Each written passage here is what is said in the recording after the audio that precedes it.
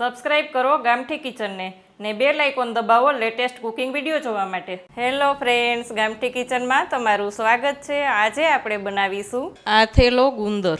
એકદમ જૂની રીતે આપણે આથેલો ગુંદર બનાવવાના છીએ। ગુંદરને આથવાનો છે, જેથી કરીને કમરના દુખાવા આ તે કાંઈ ના રહે અને આફ્ટર પ્રેગ્નન્સી પણ તમે ખાઈ શકો છો। તેવો જ આપણે આજે આથેલો ગુંદર 12 માસ ખાઈ શકાય તે રીતના આપણે બનાવવાના છીએ।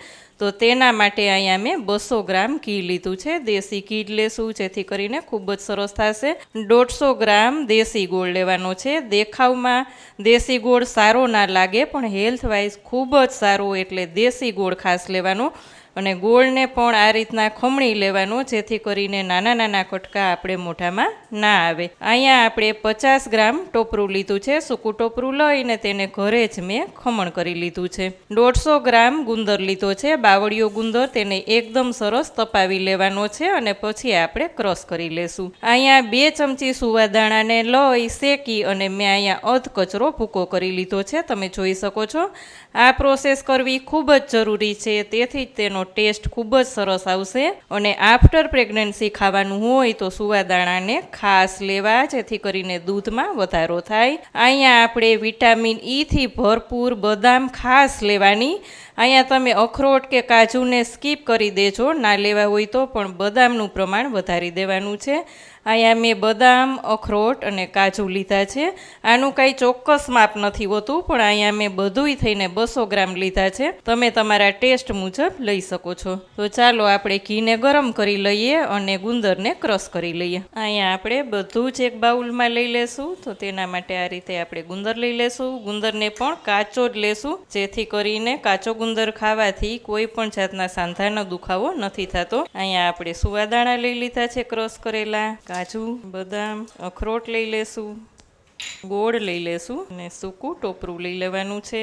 ઉપરથી આપણે ઘી લેશું। ઘીમાં જો તમારે વધારે ઓછું થતું હોય તો થોડું થોડું ઘી નાખતું જવાનું અને મિક્સ કરતું જવાનું, પણ અહીંયા આપણે દર વખતે હું બનાવતી હોય એટલે મારે આ ચોક્કસ માપ જ હોય છે કે એટલું 200 ગ્રામ ઘી તો જોઈ જ જાય। ગુંદરમાં બધું જ ઘી લઈ લેશું, જેથી કરીને ગુંદર એકદમ સરસ ફૂટી જશે। અંદર બધું મિક્સ કરી દેશું। અહીં તમે જોઈ શકો છો ફ્રેન્ડ્સ, એકદમ માપે એવું આપણું ઘી પણ થઈ ગયું છે।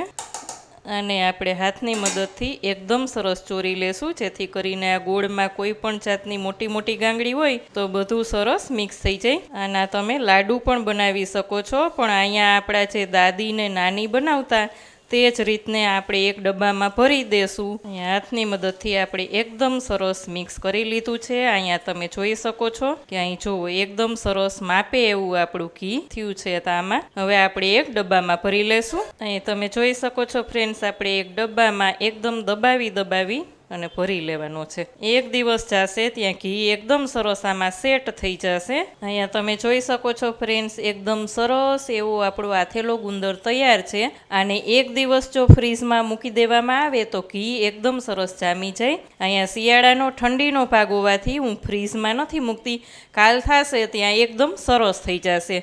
તો આને સવારમાં નરણા કોઠે તમારે 2 ટેબલ સ્પૂન અથવા તો 1.5 ટેબલ સ્પૂન 1 થી 1.5 મહિનો રોજ ખાવાનો રહેશે। અને પછી તમે જુઓ મેજિક, એકદમ બધા જ દુખાવા દૂર થઈ જશે।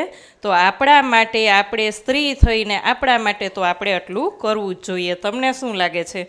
કોમેન્ટ કરીને મને ચોક્કસ કહેજો। કેવી લાગી આજની રેસીપી? જો સારી લાગે તો વિડીયોને લાઇક કરજો, ચેનલમાં નવા હોય તો સબસ્ક્રાઈબ કરીને બેલ આઇકોન પ્રેસ કરજો। આવજો ફ્રેન્ડ્સ।